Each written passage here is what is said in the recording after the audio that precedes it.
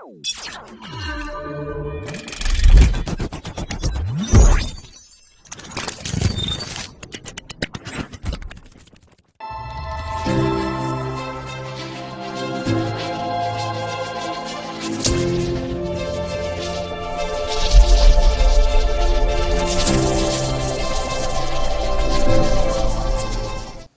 தொலைக்காட்சி நேயர்கள் அனைவருக்கும் அன்பு வணக்கங்கள். புத்தகம் பேசுகிறது நிகழ்ச்சி வழியாக மீண்டும் உங்களை சந்திப்பது மிக்க மகிழ்ச்சி.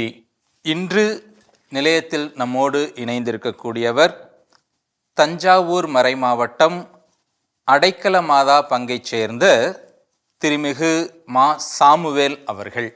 ஏறக்குறைய 2017 வரை ரயில்வே நிலைய அதிகாரியாக பணியாற்றியவர்கள். அகில இந்திய நிலைய அதிகாரிகள் சங்கம் திருச்சியில் இருக்கக்கூடிய இந்த சங்கத்தின் உறுப்பினராக இருந்து இன்று வரை தன்னுடைய சட்ட உதவிகளை செய்து கொண்டிருக்கக்கூடிய ஒரு ஆசிரியராக இருக்கிறார். கார்மல் குழந்தை இயேசு குரலொளியில் சிறுகதை எழுதியிருக்கிறார். தற்போது பொம்மி எனப்படக்கூடிய குழந்தைகளுக்கான நாவலில் தொடரும் தொடர்வண்டி என்கிற ஒரு தொடர் கதையையும் எழுத இருக்கிறார்.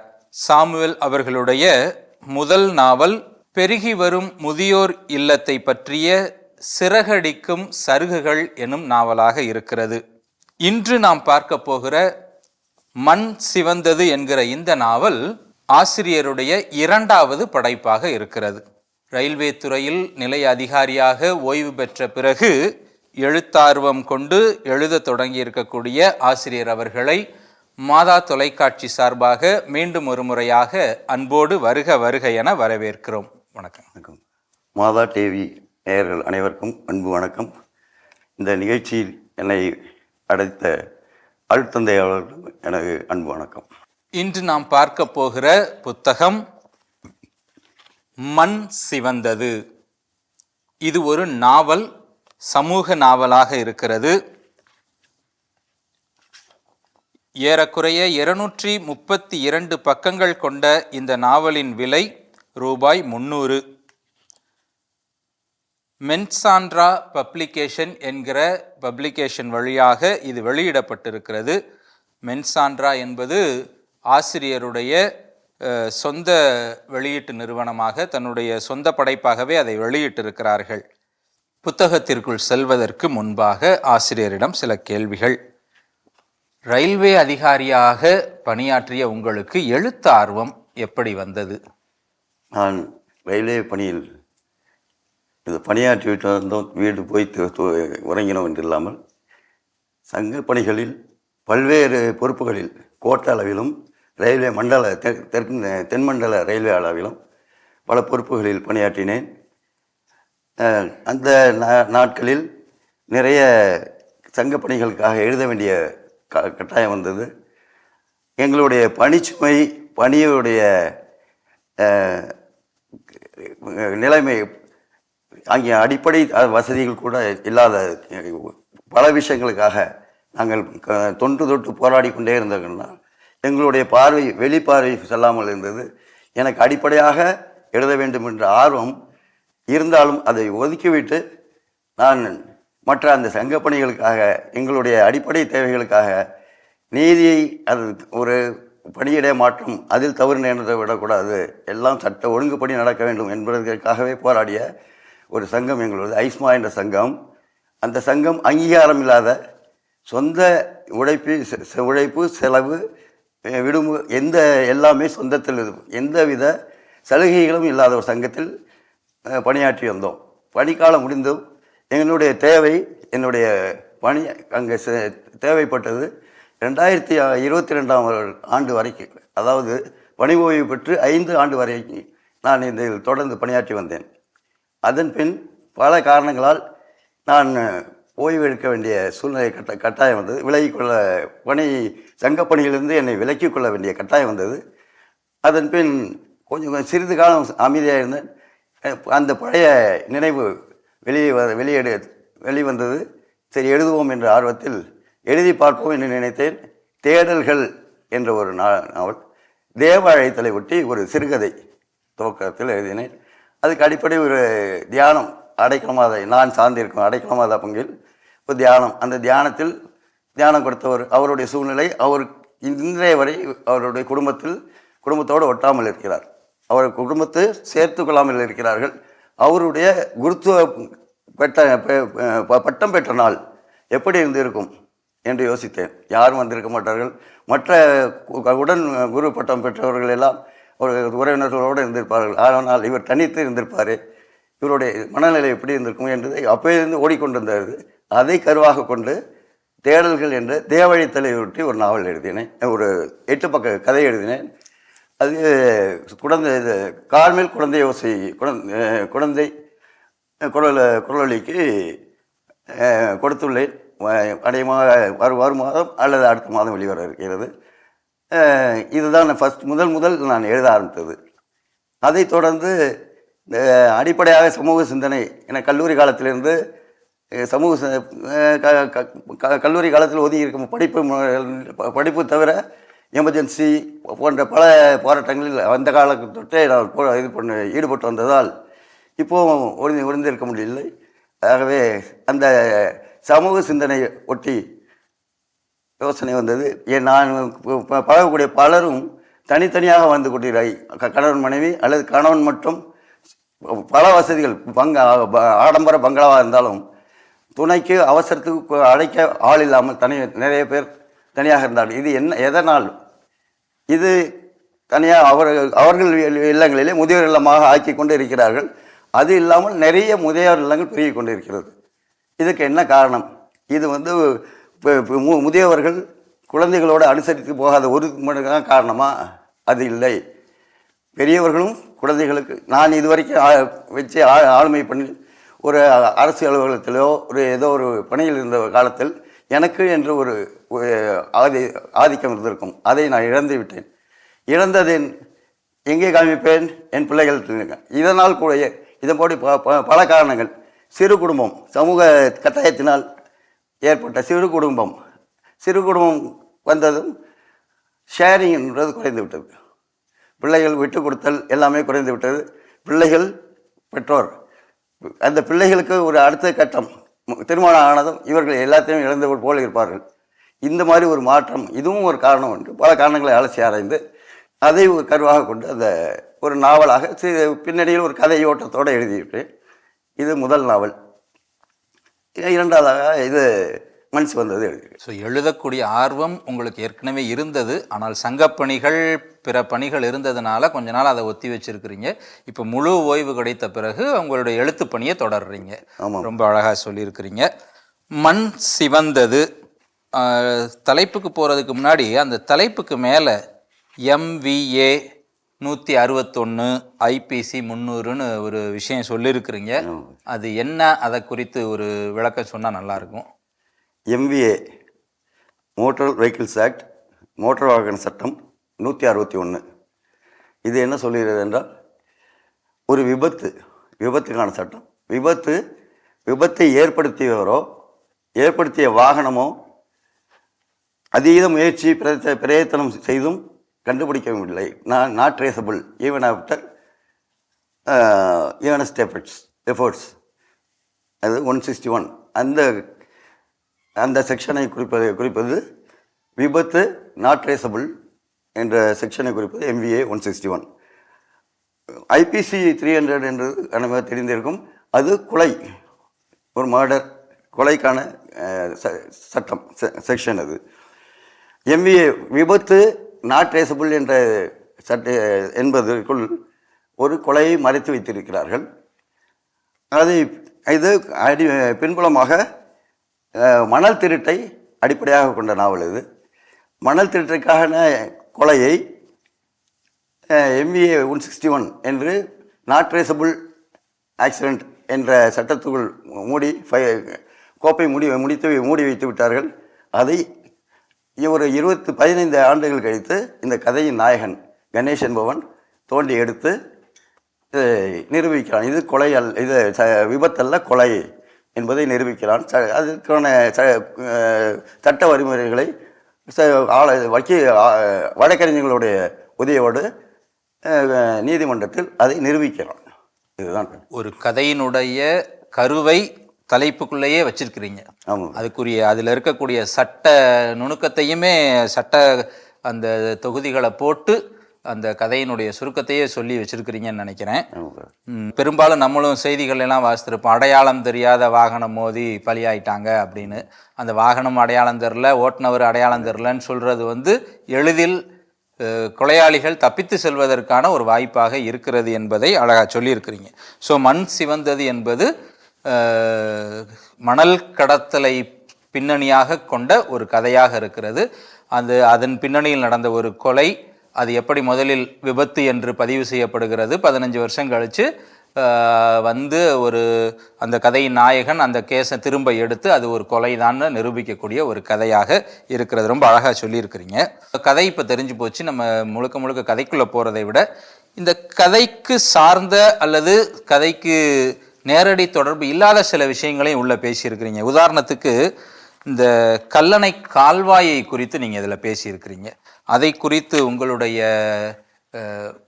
பார்வை அல்லது அதை இங்கே சொல்லியிருக்கக்கூடிய நோக்கம், அதை பற்றி சொன்னீங்கன்னா நல்லாயிருக்கும். மணல் திருட்டு இதுதான் அடிப்படை கதைக்கு முக்கிய கரு. மணல் திருட்டு ஒரு ஆறு, அந்த ஆறு எதன் அடிப்படையில் ஆற்றை ஒட்டிய ஒரு கிராமம். அந்த ஆற்றை ஒட்டிய கிராமம் என்று சொல்ல வரும்போது புதிதாக பழைய ஒரு தகவல், கல்லணை கால்வாயை பற்றி பல தகவல்கள் உலா வருகிறது. இதில் சரியான தகவல் தர வேண்டும் என்ற ஒரு ஆசை. அதற்காக இரிகேஷன் இன்ஸ்டிடியூட் விவசாய கல்லூரிக்கு திருச்சி அருகில் உள்ள விவசாய கல்லூரிக்கு போய் சென்று அதை திரட்டினேன். அதோடைய திரட்டும் போது எனக்கு கூகுளில் நான் கேட்டதும் பல யூடியூப் பல வழியாக ஊடகங்கள் வழியாக நான் தெரிந்து கொண்டதற்கும் நிறைய வேறுபாடுகள் இருந்தது. சரியான தகவல் வேண்டும் என்பதற்காக என்ஜினியர் சேகர் என்பவரை நேரில் தொடர்பு கொண்டு, அவர் ஓய்வு பெற்றவர், அவரை சென்று அடைந்து கேட்கும்போது வெண்ணி குவிக்குமாறு போலவே சார் ஆர்த்தர் காட்டன் என்பவர் நமக்காக, நம் இந்திய மக்களுக்காக, நம் தமிழ் மக்களுக்காக அவ்வளவு யோசித்து இருக்கிறார், அவர் கொண்டாடப்பட வேண்டியவர், அவரை குறிப்பிட்டாக வேண்டும் என்று. இது ஒரு துப்பறிவு நாவலாக இருந்தாலும் எப்படியாவது இதை நெருடல் இல்லாமல் சொல்லிவிட வேண்டும் என்று சொல்லியிருக்கிறேன். அதற்காக ரொம்ப அதிகமாக கதைக்குள் சொல்ல வேண்டாம் என்பதற்காக எண்ணுரையில் கொஞ்சம் கதையில் கொஞ்சம் என்று பிரித்து சொல்லியிருக்கிறேன். கல்லணை கால்வாயை குறிப்பிடும் போது, கல்லணை கால்வாய் கட்டப்பட்டது, கல்லணை முதலில் கட்டப்பட்டது எப்படி என்பதை ஆராய்ந்து கல்லணை விரிவாக்கிறது. 1927 வரை 4 கட்டங்களாக மேம்பாட்டு பணிகள் நிறைவேறியது. 1886ஆம் ஆண்டு இது நிறைவேற்றியது சார் ஆர்த்தர் காட்டன். 1839இல் 10 கண்மாய்களை கட்டியவர் சார் ஆர்த்தர் காட்டன். அவர் அதை கட்ட வேண்டும், இதில் மேம்பாட்டு பணி செய்ய வேண்டும் என்று முடிவெடுத்த ஒரு ஆய்வு செய்யும்போது அவரே அதிசயத்தில் நின்றார். 2வது நூற்றாண்டில் கட்டப்பட்டது கல்லணை. அது அடித்தளம் இல்லாமல், பேஸ்மெண்ட் என்று ஃபவுண்டேஷன் என்று என்பதே இல்லாமல், வெறும் கல்லுகளும் நடுவில் மரக்கட்டைகள் நின்ற பின் களிமண்களும் போட்டு அது போன்று கட்டப்பட்டது. ஓடும் தண்ணீரில் மேட்டூர் அணை கட்டப்படுவதற்கு முன் கட்டப்பட்டது என்பதால் இப்போது தண்ணீர் பிரச்சனை, அப்போது வெள்ளம்தான் பிரச்சனை இருந்த காலகட்டம். அப்போது இதை மீறி எப்போது ஆறு காயும், எப்போது நம்ம கட்டலாம் என்பதற்கு வழி இல்லாத போது கட்டப்பட்ட அணை அது. எப்படி கட்டினார் என்று ஆராய்ந்தவர் அசந்து போய் அதை கொண்டு அவர் ஒரு 10 மதகுகளை கீழ் மதகுகளை கட்டினார்.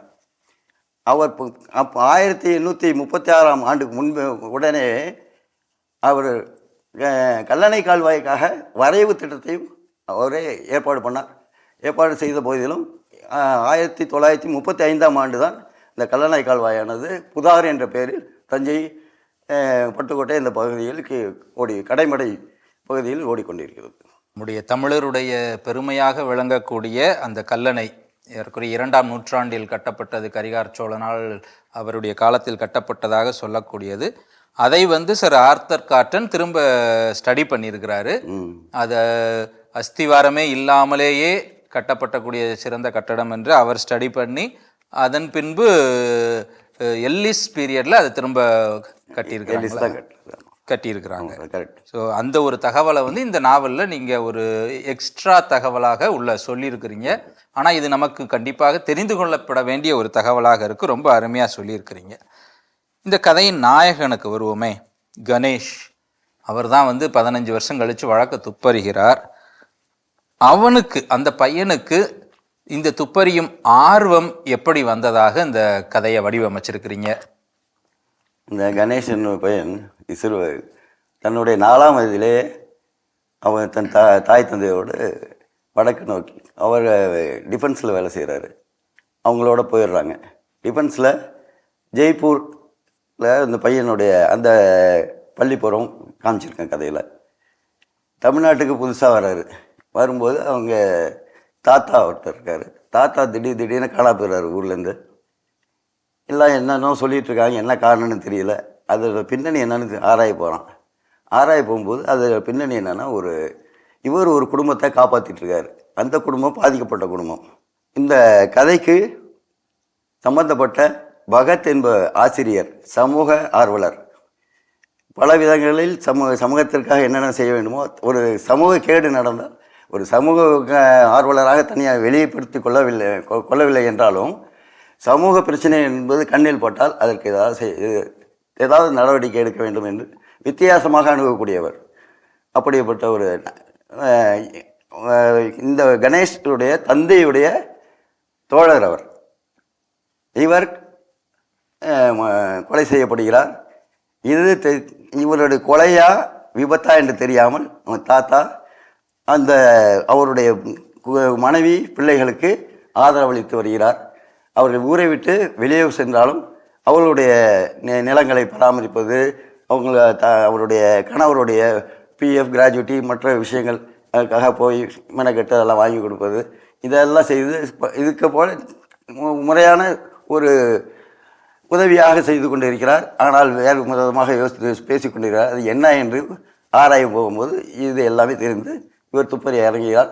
ஆரம்பித்தவர் தொடர்ந்து இறுதி வரை துப்பறிந்து கொலை என்பதை கண்டுபிடித்து கொலைக்கான சட்ட நிபுணர்களை அணுகி நீதிமன்றத்தில் அதை கொண்டு சென்று குற்றம் இழைத்தவர்களுக்கு தண்டனை வாங்கி கொடுப்பது, அதுக்குரிய செக்ஷன்கள் என்ன என்றது எல்லாமே சட்ட நிபுணர்கள் பார்த்துக்கொள்வார்கள். இது கணேஷுடைய ஆர்வம் இப்படி தான் வந்தது. ரொம்ப ரொம்ப அழகாக சொல்லியிருக்கிறீங்க. தாத்தாவினுடைய ஒரு விதமான மர்மமான ஒரு வாழ்க்கையை பின்பற்றி செல்லுகிற பேரன், அதன் பின் இருக்கக்கூடிய அந்த மர்ம முடிச்சுகளை அவிழ்க்கக்கூடிய ஒரு துப்பறியக்கூடிய ஒரு கதையாக ரொம்ப அழகாக சொல்லியிருக்கிறீங்க. இதில் முக்கியமாக பார்க்க வேண்டிய இன்னொரு காரியம் என்னவென்றால், நிறைய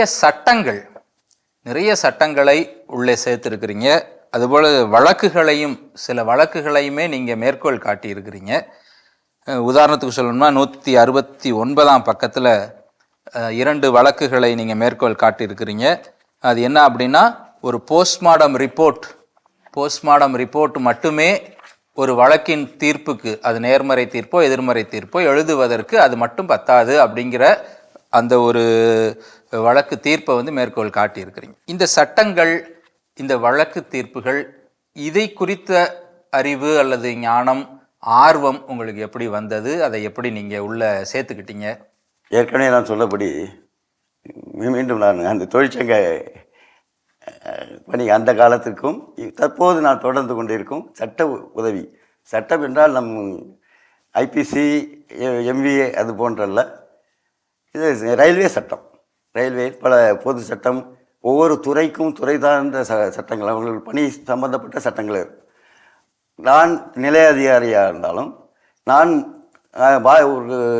ஒரு ஊழியர், அது எங்கள் துறை நிலைய அதிகாரிகள் துறை இல்லாமல் ஒரு எலக்ட்ரிக்கல், மருத்துவமனையில் பணிபுரிய பலர் இருக்கிறார்கள். அவர்கள் இவர் மீது தவறாக குற்றம் சாட்டப்பட்டு அவர்களுக்கு விசாரணை என்று வந்தால் அவர்களுக்கு நான் ரயில்வேயின் சட்ட விதிக்குட்பட்டு டிஃபென்ஸ் ஹெல்ப்பர் என்ற பெயரில் அப்படி நான் செல்லும்போது எனக்கு நான் ரயில்வே நிலை அதிகாரி. நாங்கள் கட்டுப்பட்டது எங்கள் பொது 2-3 சட்டங்கள் தான். அந்த பொது ரயில்வே சட்டம் எங்களை கட்டுப்படுத்தும், இதை அனைத்து ஊழியர்கள் கட்டுப்படுத்தும். ஆனால் மற்ற சட்டங்கள் அந்தந்த ஊழியர். அப்போது நான் போய் அந்த சட்டங்களை தேடி கண்டுபிடித்து இது எந்த சட்டத்தின் அடிப்படையில் அவர்களை காப்பாற்ற முடியும் அப்படி என்று ஆராய்ந்து அதை பயன்படுத்துவேன். தேவைப்படும் போது தேடுவது. அதுபோல் இந்த கதைக்கு தேவைப்படும் போது இதை தேடினேன். கூடுதலாக இந்த போஸ்ட்மார்ட்டம் செய்த மருத்துவர் நீதிமன்றத்தில் தன்னுடைய சாட்சியத்தை அளித்தால் மட்டுமே இது போன்ற விபத்து அல்லது கொலை விசாரணை முழுமடை அடையும் என்பது சட்டம். அதற்கான ஆதாரங்களை தான் நீங்கள் சொன்ன பக்கத்துங்களில் குறிப்பிட்டுள்ளேன். ரொம்ப ரொம்ப அழகாக சொல்லியிருக்கிறீங்க. நடைமுறையில் நீங்கள் உங்களுடைய பணியாளர்களுக்காக சட்டங்களை தேடி போன அந்த ஒரு அனுபவம் கதை எழுதும் பொழுதும் அதில் இருக்கக்கூடிய சட்ட நுணுக்கங்களை கொண்டு வருவதற்கு உங்களை தேடி செல்ல வைத்திருக்கிறது என்று ரொம்ப அருமையாக சொல்லியிருக்கிறீங்க. ஏன்னா இல்லாத சட்டங்களை நம்ம கோட் பண்ணிட்டும் போயிட முடியாது. என்னதான் கதையாக இருந்தாலும் அதில் குறிப்பிடக்கூடிய சட்டங்கள் அது நியாயமான நடைமுறையில் இருக்கக்கூடிய சட்டங்களாக இருக்க வேண்டும். அதை நீங்கள் ரொம்ப அழகாக எடுத்து கையாண்டிருக்கிறீங்க. ரொம்ப அருமையாகவே சொல்லியிருக்கிறீங்க. மண் சிவந்ததை குறித்து இன்னும் வேறு ஏதாவது தகவல்கள் நீங்கள் பகிர்ந்து கொள்ள விரும்புகிறீங்களா? பொதுவாக பிரச்சனை சமூக நோய்கள் எல்லாத்துக்குமே காரணம் பண ஆசை. பணம் அடுத்தது சுரண்டல். பணம் இருப்பவன் அதை நேரான வழியில் நம்ம சம்பாதிப்பதை பற்றி தவறில் குறுக்கு வழியில் சம்பாதிக்கும் போது அதை தடுக்க சமூக ஆர்வலர் இது தொடர்ந்து கொண்டே இருக்கிறது. இது எப்போது முடியும்? முடியவே முடியாது. இது தொடர்ந்து கொண்டே இருக்கும். நாம் சொல்லிக்கொண்டே இருக்க வேண்டும். அது போன்ற ஒரு உந்துதலில் இதோடைய நாயகி தேன்மொழி அவள் பேசுவாள் இந்த கதையில். இந்த சமூக விரோதியாக காட்டப்பட்ட சத்திய கதை சமூக விரோதியாக இந்த வில்லனாக காட்டப்பட்ட இந்த கதையில் அவனை பார்த்து பேசுவாள். நீ பணம் என்று தேடி எதை சேர்த்து வைத்தீர்கள், எதை சம்பாதித்தீர்கள்? நீங்கள் சேர்த்து வைத்ததெல்லாம் ரசாயன கழிவுகள் தான். அடுத்து உன் தலைமுறையும் சேர்ந்து அதை தான் அனுபவிக்கப் போகிறது என்பதை நான் சொல்லியிருப்பேன். இது நான் சொல்ல விரும்புகிறேன். முக்கியமாக கண்டிப்பாக ஆசை என்பது அளவுக்கு அதிகமாக செல்கிற பொழுது அது அழிவை நோக்கித்தான் போகிறோம் என்பதை மீண்டுமாக அழகாக வலியுறுத்திருக்கிறீங்க. ரொம்ப ரொம்ப மகிழ்ச்சி. இந்த அருமையான மண் சிவந்தது என்கிற நாவலை, சமூக அக்கறை உள்ள நாவலை கொடுத்த உங்களுக்கு மாதா தொலைக்காட்சியின் சார்பாக மீண்டும் விதமாக எங்களுடைய வாழ்த்துக்களையும் நன்றிகளையும் தெரியப்படுத்திக் கொள்கிறோம். ரொம்ப நன்றிங்க. கண்டிப்பாக இந்த நிகழ்ச்சியை ஏற்பாடு செய்த இயக்குனர் தந்தைக்கும் அருட்தந்தை அவர்களுக்கும் நன்றி. அன்பு நேயர்களே, மீண்டும் ஒரு புதிய புத்தகத்தோடு உங்களை சந்திக்கும் வரை உங்களிடமிருந்து விடைபெறுகிறோம். நன்றி, வணக்கம்.